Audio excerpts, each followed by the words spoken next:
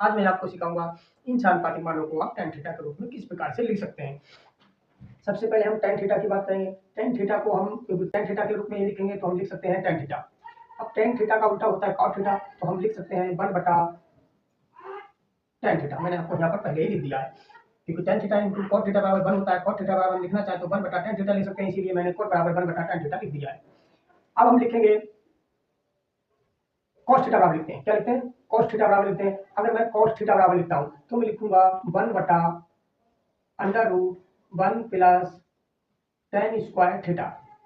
अब आप कहेंगे 1 बटा under root 1 plus tan square theta बराबर हमको cos थीटा कैसे प्राप्त हो जाएगा? हो जाएगा। कैसे होगा? ध्यान से सुनना। sec थीटा बराबर हम क्या लिख सकते हैं? Under root 1 plus tan square theta. मतलब इसकी जगह हम क्या लिख सकते हैं? sec square theta.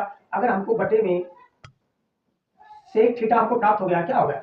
sec theta हमको प्राप्त हो गया है 1 बटा क्या होगा? sec थीटा होगा। अब एक सूत्र और होता है, उसको भी आपको पता होना चाहिए। cos theta into sec theta बराबर 1 होता है।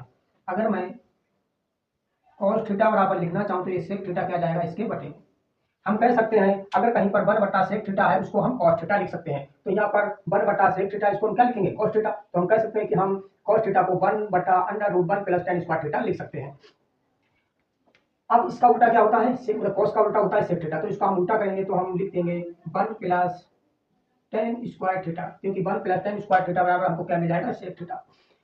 दोस्तों आपको वीडियो में मेरा पढ़ाया हुआ बढ़िया लग रहा है, आपको लग रहा है कि आपको समझ में आ रहा है, तो वीडियो को लाइक और चैनल को सब्सक्राइब जरूर कर लें।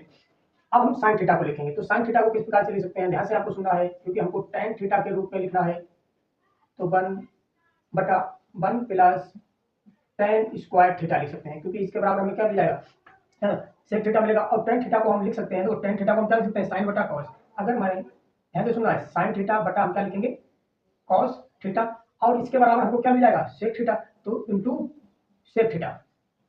अब देखिएगा हमने यहाँ आपको बताया है 1 बटा sec थीटा, मतलब अगर आपको 1 बटा sec थीटा मिल जाए, अगर cos थीटा है इसको हम क्या लिख सकते हैं? 1 बटा sec थीटा। तो हम यहाँ पर अगर लिखते हैं sin थीटा बटा यहाँ पर क्या है?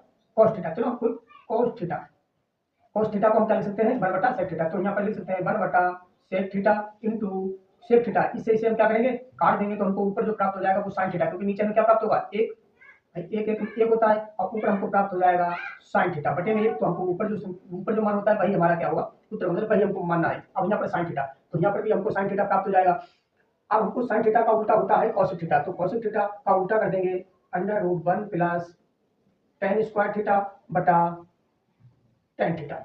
आशा करते हैं दोस्तों मैंने आपको जिस प्रकार से समझाया है उस तरीके से आपको बढ़िया तरीके से समझ में आया होगा। अब आपसे मिलते हैं।